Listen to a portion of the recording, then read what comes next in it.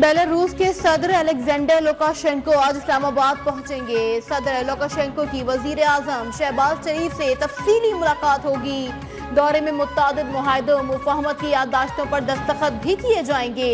Belarus का 68 रुकनी वफ्द इतवार को इस्लामाबाद पहुंचा था, जिसमें बेलारूस के वजीर खारजा और दीगर वुज़रा समेत चेयरमैन मिलिट्री इंडस्ट्री कमेटी और 43 बड़ी कारोबारी शख्सियात भी शामिल हैं। वजीर दाखिला मोहसिन नकवी ने बेलारूस के वजीर खारजा और वजीर तवानाई से मुलाकात में कहा कि पाकिस्तान बेलारूस के साथ ताल्लुकात को कद्र की निगाह से देखता है।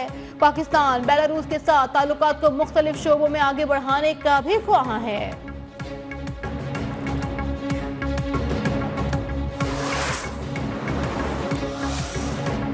तहरीके इंसाफ का एहतजाज वफाकी दारुल हुकूमत में आज तमाम तालीमी इदारे बंद। फैसला मौजूदा सूरत हाल के पेश नजर किया गया। नोटिफिकेशन जारी। प्राइवेट स्कूल्स एसोसिएशन का भी सिक्योरिटी सूरत हाल के पेश नजर स्कूल्स बंद रखने का ऐलान। भावलपुर की इस्लामिया यूनिवर्सिटी में आज और कल होने वाले पर्चे मुलतवी। तर्जुमान के मुताबिक मुलतवी पर्चे अब 2 और 3 दिसंबर को होंगे। इस्लामिया यूनिवर्सिटी में आज और कल क्लासेस मामूल के मुताबिक होंगी।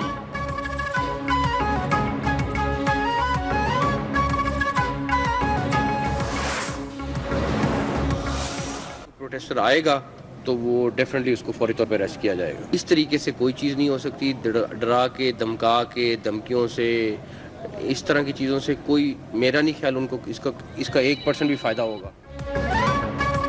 जो भी डी चौक आएगा, इंतशार फैलाएगा, उसे गिरफ्तार किया जाएगा। वजीर दाखिला मोहसिन नकवी की पीटीआई मुजाहिरीन को वार्निंग। केपी हुकूमत को इस्लामाबाद पर धावा बोलने के बजाय पारा चिनार जाने का मशवरा दे दिया। कहा गुज़िश्ता रात मुख्तलिफ होटल से अगवानियों को गिरफ्तार किया गया। धमकियों से डरने वाले नहीं, अवाम का तहफ़्फ़ुज़ हमारी पहली तरजीह है। वजीर दाखिला मोहसिन नकवी का इस्लामाबाद रावलपिंडी अटक का फ़ज़ाई जायजा। सिक्योरिटी इंतजामात पर इजहार इत्मीनान।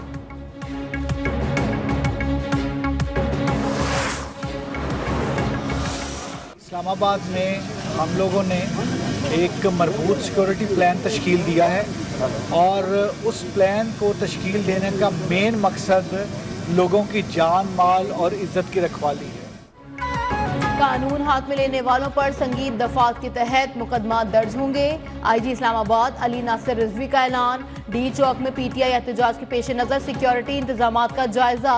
कहा इस्लामाबाद की सिक्योरिटी पर समझौता नहीं किया जाएगा। किसी भी शरंगेजी से निमटने के लिए तैयार है। सिक्योरिटी प्लान का मकसद शरंगेजी को रोकना है।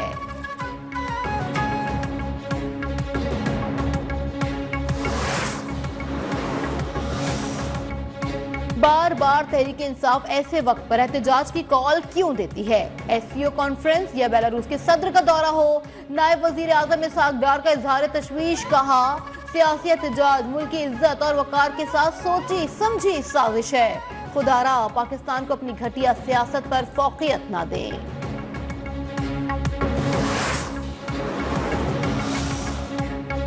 वजीर आला खैबर पख्तूनख्वा की क़यादत में पीटीआई काफिला पेशावर से इस्लामाबाद की जानिब गामजन।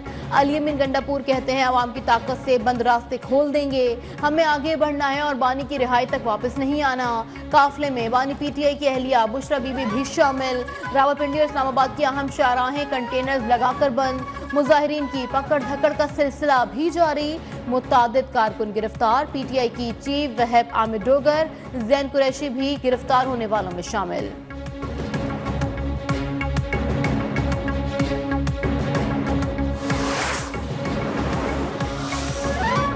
अपोजिशन के एहतजाज से यौमी 190 अरब रुपए का नुकसान का इंकशाफ। वजारत खजाना के नुकसान से मुतालिक रिपोर्ट तैयार। वफाकी वजीर खजाना मोहम्मद औरंगजेब ने कहा जीडीपी को 144 अरब का रोजाना नुकसान होता है।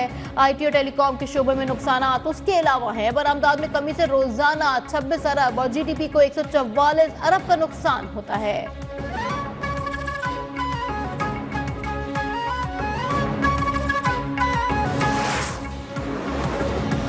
की तरफ से यही आवाज आती है कि मुझे अरेस्ट कर लो। दूसरा कहता है नहीं नहीं भाई मुझे अरेस्ट कर लो। कोई गाड़ी में बैठते हुए ऐलान करता है कि मैं निकल रहा हूं, खुदारा मुझे अरेस्ट कर लो, मुझे रोक लो, मुझे पकड़ लो। तो वो तमाम बड़े बड़े लीडरान वो कहां हैं? पीटीआई का शिराजा बिखर चुका है। ये अवाम को सड़कों पर लाकर खुद भाग जाते हैं। ये लोगों को बेवकूफ बना रहे हैं। अवाम तहरीक इंसाफ की इंतशारी सियासत मुस्तरद कर चुके। वफाकी वजीर पेट्रोलियम मुसद्दिक मलिक का पीटीआई एहतजाज की कॉल पर रद्द अमल। वफाकी वजीर अमीर मकाम भी बरस पड़े। कहा, इस्लामाबाद एहतजाज के लिए खैबर पख्तूनख्वा के वसाइल बेदर्दी से इस्तेमाल हो रहे हैं। 50% से ज्यादा सरकारी मुलाजमीन को सादा कपड़ों में इस्लामाबाद चलने के लिए कहा गया है।